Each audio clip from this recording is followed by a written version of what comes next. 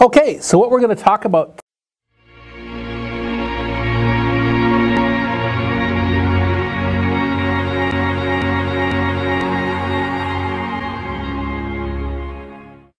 manipulate these substances.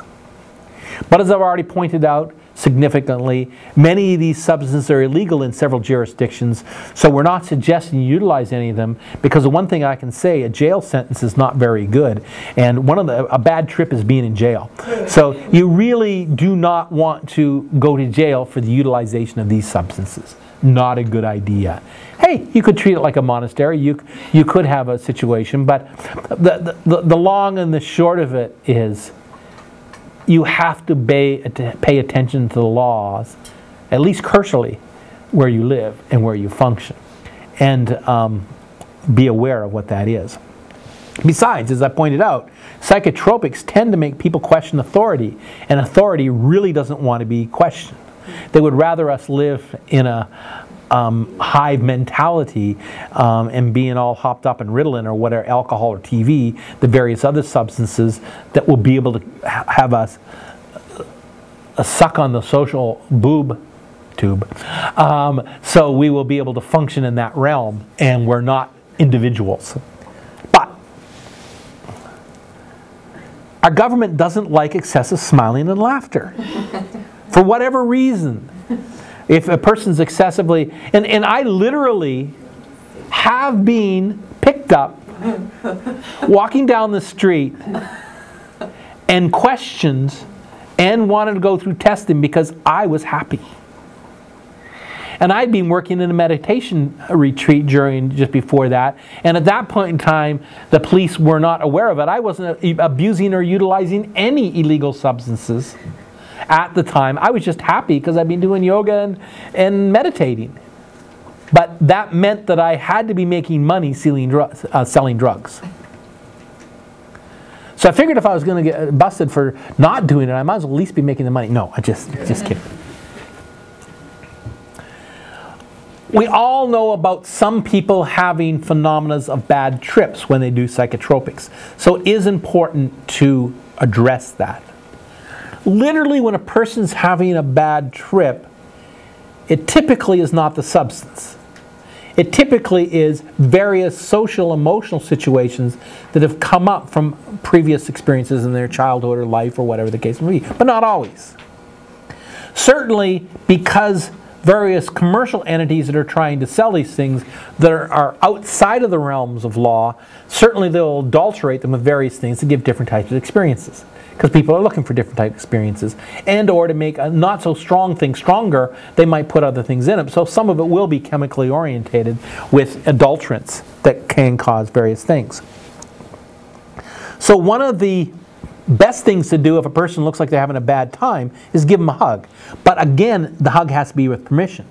Because sometimes the person might be freaking out about various things. Anyone touching them is not good in that situation. So you have to be able to work with some kind of tradition.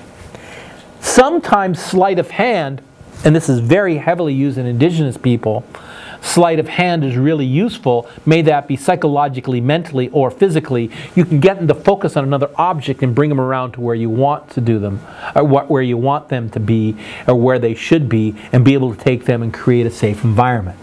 Or give them some kind of totem that's their protection. Oh, you're having a bad thing. Oh, that's because you don't have a feather. This feather will protect you, or whatever. So sometimes you can get them to hug an object or be able to function with an object, but some people who are so far in, they wouldn't even be able to see the feather. So you can't always use that, so sometimes you have to go in and reform the landscape they're in, because the landscape can change quite a bit and be quite different. Sometimes just breathing deeply will avert attention, maybe with music, dance, gardening, being in various environments. And that's one of the important things, to make sure that some of these things are set up ahead of time so they would have various things, people would have things they can focus on, function with. Lots of times it's just the charisma of the individual that's leading the group. They can do a personal healing on a person and change where they're at. I've certainly been with ayahuascateers like Don Antonio, and it's very, very common throughout the whole Hispanic world, may this be Mexico, Central America, South America, that they blow various substances on people. May it be various forms of smoke, may it be water, may it be rose water is very common, various colognes that the shaman will take into their mouth and they will blow on people. And to say that these things can be like channel changers is to put it mildly. You could be in one world and they blow something, all of a sudden you're in another world completely. And these can be as different as fractal hallucinations with snakes and stuff in it, to all of a sudden you're seeing the Flintstones in cartoons. They can be that specifically different, just with various manipulations of their environment. But lots of times, what the substances the average person would come across when they still do have a physical body to work with, usually dancing and music are one of the easiest things because music will put them in. So if you're doing psychedelics, you don't necessarily want to be listening to AC/DC or some kind of headbanger music.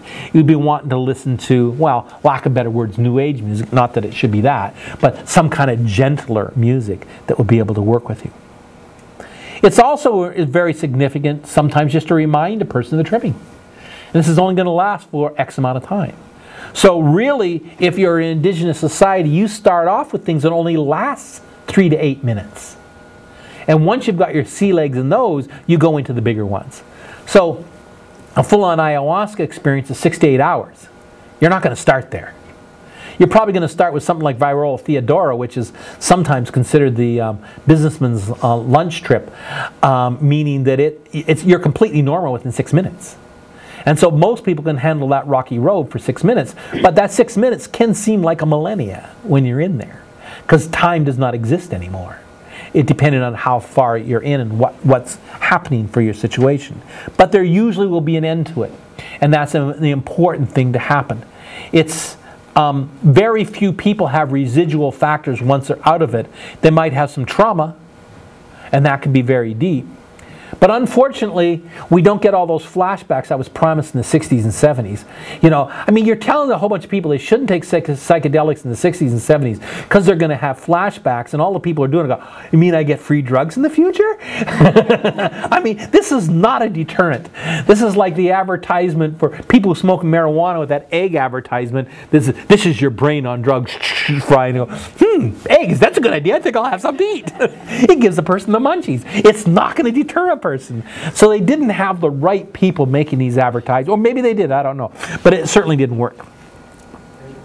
When we're looking at the background nutrition of people who are doing these kind of things, and I use the word recreational drugs here as kind of facetious because I don't think these things should really be used recreational, but people do use them that way. A person should be a good health resident, of course not pregnant. They should not be using prescription drugs along with them because they're unknown areas unless the person knows how that's working that's in your environment. It can literally be an act of terrorism. Typically you take the sacraments on an empty stomach depending on what the situation is, but different substances we're going to talk about are done in different ways. It's really significant to have intention of what you want to achieve and what you want to do. So typically if you're with an experienced guide, they will start off before the whole thing happens for each person to state out loud what their intention is before they're even given the sacrament or the substance. And that's a very significant thing. Also, they might be setting up various wards and various rules and various functions of the people in there. And those rules can be fairly large sometimes. Usually the person has to be in various emotional states, so we suggest you work out your emotional thing ahead of time. When I say that's the general rule, but there are situations where you might be doing these to work out emotional things, but then you have to definitely be with a very experienced person to be able to do it. Creating a ritual around it is very significant, and virtually all indigenous people do have specific rituals around this, and those rituals in themselves are a form of ward. May it be the medicine wheel, may it be rattle, may it be specific songs. And you go into ayahuasca, especially the Peruvian ayahuasca phenomena, or even the Brazilian too, but it's a whole different phenomena. They literally have very precise prescriptive songs that they write down ahead of time that are being handed down from generation to generations, and they're usually on cloths, and they're specific purposes. So if this person needs to go through a healing, there's a specific song that will be sung in a specific order, and it is what you travel on. It might sound, oh come on, that's impossible. It is not impossible. So some of these ayahuasca tears would have hundreds and hundreds of songs inside of them that they would sing for specific environmental things, and you would be able to journey along the songs. And it's very neat. I've gone into the marketplace and found some of these prayer flags, prayer blankets and stuff like this. The people selling them are just copying from their ancestors. They haven't even got a clue what they're selling sometimes, but they're very prescriptive of how they are. And so some of the patterns you might see in Indian blankets and or shamanic things, especially from Peru, that's exactly what they are. They're their tradition, they're their written language, but it's done in cross stitch instead of other ways. And it's kind of fun when you learn that language.